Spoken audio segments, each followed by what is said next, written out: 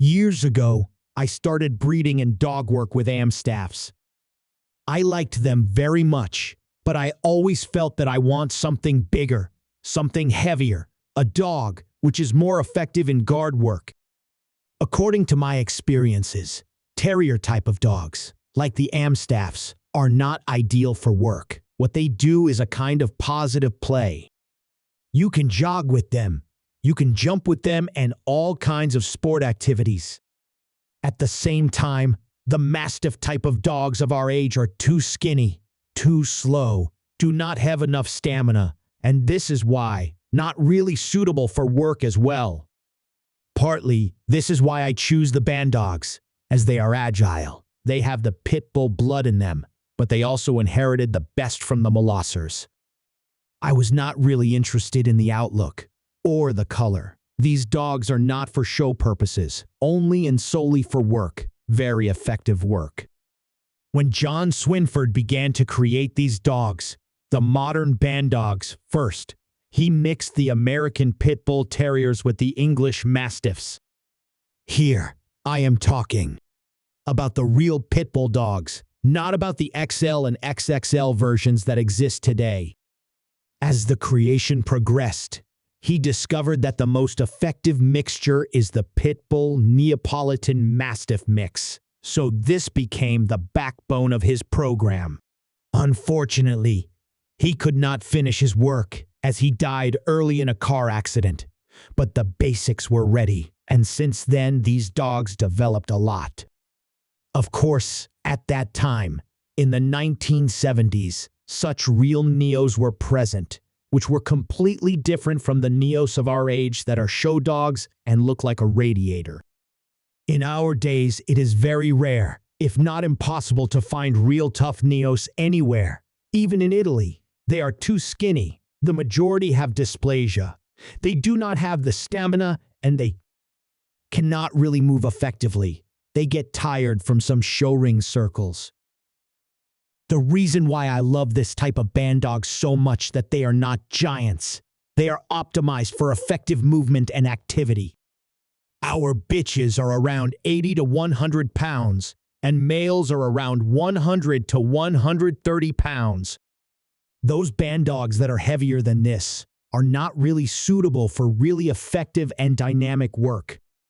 I expect for my dogs that they can run effortlessly for 6 miles, have a swim in the lake close to us, and run back home. Another 6 miles. It is very difficult to tire down these dogs, and this is the goal. In spite of their size, the blood and stamina of their pit bull ancestors can be felt on every bit of them. Of course, I am not the king of kings in dog breeding, but what I see in pure breed breeding is unbelievable. What is 100% sure, if we talk about working dogs, the focus should be on health and the ability to work, not on outlook and color. From a litter and between two dogs, I will always choose the uglier if it works better than the other. The instinct and stamina are more important than appearance. In our age, very few of us want real, tough, hard rock working dogs. The whole dog breeding is going into the direction of softness. According to my experience, the majority of dog owners want a nice, spectacular dog in their yard, which is neutral, who lets strangers in and do not harm them. This is not my dog's way. I still think that a good guard dog should have a good neural system, should think clearly and do not harm the family members, but at the same time, should be suspicious with strangers, and if a stranger enters his territory, should react immediately. If our friends visit us, who are strangers to our dogs, I separate my dogs and do not let them get accustomed to other people who they do not know. In relation with other dogs, these dogs behave quite similarly to pit bull terriers. They are dominant, strong dogs, and usually they do not tolerate if their dominance is being questioned. Of course, we know this, and we usually make the necessary precautions if we go to public places or to grounds where there are a lot of other dogs. Of course, they are not Yorkies or Labradors. They will not play together with other dogs happily with one ball.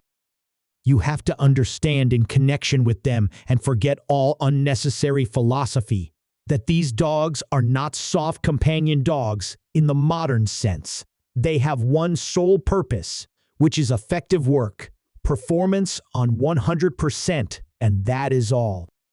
A lot of people ask me why and in what they are different from a Cane Corso or a Neapolitan Mastiff. What I usually answer is, because how the other breeds are going through selection, almost the only selecting criteria is the external quality, the outlook in the show rings. From the modern breeds, the real guarding instincts are missing, as this is not the most important factor in the whole FCI and a KC-dominated dog world. From the 1990s, when these traditional breeds began to decline in an accelerating speed, Bandog breeders began to experience with the inclusion of Presa Canarios in the bloodlines, as these dogs, Presas, still kept their virtues and were less affected by the show world. In some of my dogs, there are some Presa blood and they bring good qualities to my dogs. In many respects, they are similar to the Neos of the 1960s, 1970s. Although I live in Slovakia, the clients who buy puppies from me are mainly from the Western European countries, like England and Germany. For those who like these types of dogs there, it is more and more difficult to have a dog like this. Their whole civilization and culture of this era is against them, which is quite regrettable. One of my clients, for example, wanted a tough guardian in Germany, as he lived in a not-too-safe part of a city and bought a good dog from me. I helped him to choose a good male with good instincts who was predestined for guard work. It happened 2 years ago, and now he called me that there is a little problem, as the dog does not allow anybody into their yard, and he really fears that the neighbors or anybody will report it to the police, and he fears that he will be fined and the dog confiscated. This was, of course, shocking for me. Let's imagine that you have a dog who guards your territory perfectly. A stranger comes into your yard uninvited, with the purpose of stealing something, and your dog protects your valuables and your family. And, in the end, you and your dog will be fined because of that, and not the stranger. It is a crazy world. Here, we are happy if our dogs know what to do, and you can trust him enough to guard you. This is why I usually say that these dogs are for a very narrow layer of people who does not live in Pussyland. It is true that these dogs are not for people with very sensitive soul, as sometimes you have to be tough with them. Bandogs are for people who have serious experiences with very dominant working dogs. You have to be able to control these dogs, both mentally and physically, as you have to confine your dog into the right direction if it is necessary. Just one example, sometimes my dogs have some conflict with each other, in an interesting way, mainly the bitches, and you have to be able to separate them effectively, even when you are alone. These dogs are always on alert, and we train them to be on alert in public places even when they wear muzzle. They are always calm, and they are always on watch. They are listening to the tone of your voice. My dogs know that if I raise my voice, if I speak up, then they have to watch out, as something is not normal.